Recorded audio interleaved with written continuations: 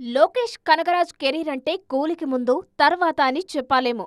ఒక్క సినిమాతో ఈయన క్రేజ్ చాలా వరకు డ్రాప్ అయింది.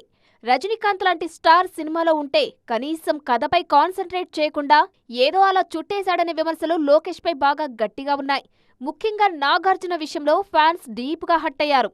నాగార్జున గురించి ఎంతో బిల్డప్ ఇచ్చి చివరికి ఆ క్యారెక్టర్ నార్మల్ విలన్ పాత్రలాగే డిజైన్ చేశారనే విమర్శలు గట్టిగా వచ్చాయి. లోకేష్ టేకింగ్ పై రిలీజ్ తర్వాత నాకు కూడా ఫీల్ అయ్యారని తెలుస్తోంది. అందుకే ఇకపై ఈ నెగిటివ్ రోల్స్ మనకు సెట్ అవ్వమంటున్నారు మన్మధుడు. మరోవైపు అమీర్ ఖాన్ సైతం కూలీలో నటించి తప్పు చేశానని ఓపెన్ గానే చెప్పారు. కూలీలో నటించడం తన జీవితంలో చేసిన అతిపెద్ద తప్పు అన్నారు అమీర్. లోకేష్ కనగరాజ్ పై ఇంతకంటే దారుణమైన కామెంట్ మరోటి ఉండదేమో. తాజాగా రెబా మోనికా జాన్ సైతం కూలీలో తన పాత్రను లోకేష్ డిజైన్ చేసిన తీరుపై తప్పుబట్టింది. తనకు చెప్పిందొకటి అక్కడ ఉన్నదొకటి అంటున్నారు రెబా. ఇందులో శృతి చెల్లిగా నటించారు ఈ బ్యూటీ. మొత్తానికి కూలీ లోకేష్ ఇమేజ్ ను బాగా డ్యామేజ్ చేసింది.